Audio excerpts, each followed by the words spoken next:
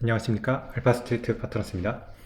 2025년 12월 19일 금요일 마감시장 보겠습니다. 코스피 지수가 0.65% 올라서 4020으로 마감을 했습니다.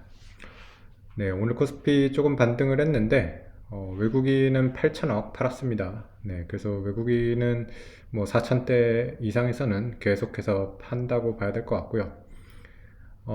계속 우리 증시는 뭐 4천을 중심으로 왔다 갔다 하고 있는데, 뭐 환율이라던가 이런 것 때문에 좀 불안한 그런 흐름은 계속되고 있는 것 같습니다. 네, 일단 어제 미국 증시 보시면 나스닥이 반등을 좀 했습니다. 1.4% 정도 상승을 했고요. 다우 같은 경우는 강보합 수준이라서 그렇게 오르지는 못했습니다. 주요 종목들 보시면 IT 쪽 섹터들이 대거 올라오면서 나스닥 상승을 이끌었고요. 테슬라가 3%대 오르면서 상승이 좀 좋았고요. 팔란티어도 4%대 괜찮게 이렇게 올랐습니다. 특히 또 마이크론이 좋았어요. 마이크론이 10% 이렇게 상승을 하면서 지금 메모리 반도체는 정말 뭐 호황이라고 봐야 될 것 같습니다. 뭐 가이던스나 이런 것도 계속해서 좋게 얘기를 하면서 내년에도 메모리 반도체는 상당히 좋은 실적을 내지 않을까, 네, 그렇게 기대를 하고 있습니다. 네, 다른 뭐 섹터들 보시면 뭐 다우가 좀 약했던 게, 네, 다른 섹터들 보시면 대체적으로 이렇게 하락하는 그런 모습이었던 것 같습니다. 네, 그래서 뭐 미국 증시가 조금 조정이 이어졌는데 일단은 뭐 하루 이렇게 반등한 거여가지고 이게 좀 더 반등이 이어질지는 좀 기다려 봐야 될 것 같고요. 일단은 한번 좀 하락세로 이렇게 접어들었기 때문에 이렇게 하루 반등 나오다가도 다시 빠지는 경우가 많아가지고 조금 보수적으로 생각은 하고 있어야 될 것 같습니다. 오늘 또 이제 매크로 쪽에서는 일본은행이 금리를 올렸어요. 0.75가 됐습니다. 이제 0.25로 올리면서 0.75가 됐는데, 그래도 뭐 여전히 일본은 금리가 굉장히 낮죠. 지금 미국 같은 경우는 저번에 내려서 이제 3.75, 지금 그 정도가 돼 있고, 우리는 2.5, 네, 일본이 0.75인데, 지금 장기 국채 금리를 보면 좀 달라요. 미국 같은 경우는 뭐 30년물 보면 4.8%인데, 일본이 지금 30년물 국채 보시면 굉장히 높거든요. 네, 많이 올라왔어요. 보면 3.4가 지금 넘습니다.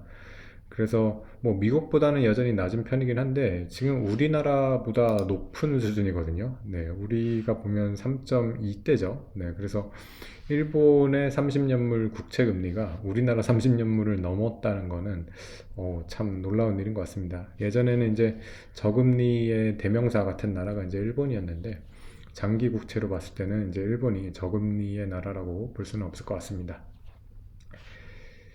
네, 그래서 뭐 이런 일본 은행의 금리 인상을 좀 시장에서는 그래도 많이 좀 긴장도 하고 그랬는데 그래도 뭐 그렇게 크게 움직임은 없는 것 같아요. 오늘 뭐 니케이 같은 경우도 1% 상승을 했고요.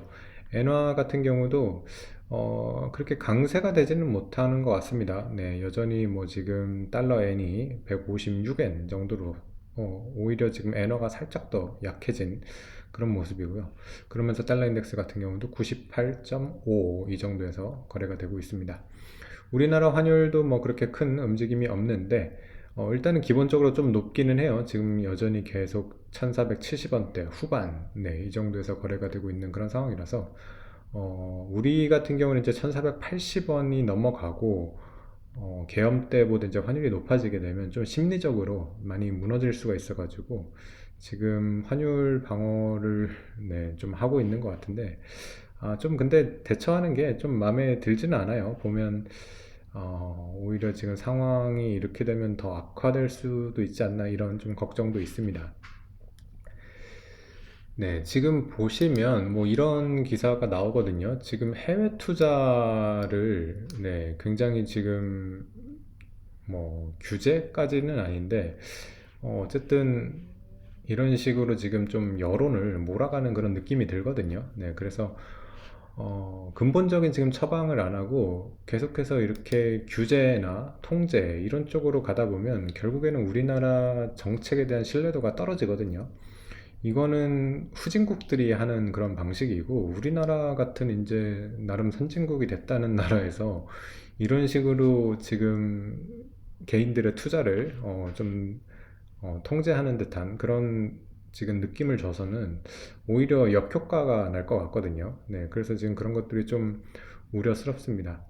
애초에 지금 계속해서 해외 투자가 느는 이유는 우리가 지금 국민연금도 그렇고 그리고 우리나라 증시도 그렇고 좀 투자 수익률이 너무 안 좋아요. 네, 그러다 보니까 국민들이 어떻게 보면 따로 노후 대비를 하기 위해 가지고 해외 투자나 이런 쪽으로 지금 내몰리고 있는 그런 상황인데 이런 근본적인 지금 문제를 해결하려고는 안 하고 계속해서 이렇게 오히려 해외 투자를 뭐 막자 뭐 이런 식으로 만약에 간다 그러면 이거는 상당히 더 큰 문제가 될 수가 있습니다. 이거는 한국에서 자본과 인재가 모두 이탈하는 그런 최악의 경우로 갈 수도 있기 때문에 좀 정부가 잘 좀 네, 판단을 해야 되지 않을까 이렇게 생각이 됩니다. 오늘도 보면 조금 눈살이 찌푸러지는 그런 뉴스가 나온 게 지금 보면 이런 것들이 사실 문제거든요. 보면 사실 네이버와 두나무의 이런 합병을 굉장히 시장에서 좋게 봤는데 만약에 이걸 IPO를 하게 된다 그러면 네이버 주주들 입장에서는 완전히 네, 그냥 뒤통수를 맞는 거거든요. 애초에 우리나라 같이 이렇게 지금 중복 상장이나 이런 이중 상장이 돼 있는 경우가 거의 없는데 우리나라는 계속해서 이렇게 주주 가치를 좀 훼손을 하고 있거든요. 이렇게 되면 네이버를 누가 투자를 할까 싶네요. 네. 확실히 뭐 비슷한 회사를 찾아본다 그러면 미국의 알파벳을 투자하지 네이버를 투자 안 하거든요. 네, 이런 식으로 자꾸만 구조적으로 해외 투자로 이렇게 몰릴 수밖에 없게 지금 만들어가고 있는데 그런 것들에 대해 지금 좀 정부가 너무 잘 모르고 있는 거가 아닌가 네, 이런 생각이 듭니다. 네, 그래서 오늘 뭐 주 종목들 보시면 일단은 뭐 마이크론이 저렇게 올랐는데도 우리나라 삼성전자 하이닉스는 못 올랐어요. 네, 이것도 마찬가지라고 봅니다. 마이크론이 메모리 반도체에서 3위 기업이긴 하거든요. 지금은 거의 뭐 하이닉스가 1위라고 보고 삼성전자가 2위라고 봤을 때 마이크론이 3위인데 주식으로는 마이크론이 제일 좋죠. 네. 그 이유가 확실히 이게 국내 주식 시장에 지금 문제가 좀 많다고 이렇게 느껴지는 거고요. 삼성전자나 지금 하이닉스가 내년 영업이익 나오는 거 이런 거 기대 이런 거에 비해서는 지금 주가가 굉장히 싸거든요. 많이 오른 것 같지만은 네, 뭐 PER이나 이런 걸로 봤을 때 여전히 엄청나게 싼 그런 주가입니다. 근데 이제 우리나라가 이렇게 싼 이유는 이렇게 제도적으로 여전히 지금 굉장히 후진적이기 때문에 이렇게 싼 거고 오늘 같은 경우도 마이크론이 그렇게 올랐는데 못 올랐다는 거는 좀 눈에 띄는 그런 모습이었던 것 같습니다. 네, 그 외에 뭐 다른 종목들 보시면 일단 오늘 뭐 조선 같은 경우는 올랐습니다. 현대중공업이 3% 올랐고, 네, 하나오션 같은 경우도 5.8% 오르면서 조선주 괜찮았고요. 방산 같은 경우도 하나에어로스페이스 3.8% 오르면서 뭐 올해 좀 계속 주도주긴 했었죠. 조선주, 방산주 이런 쪽이 오늘은 좀 반등을 했습니다.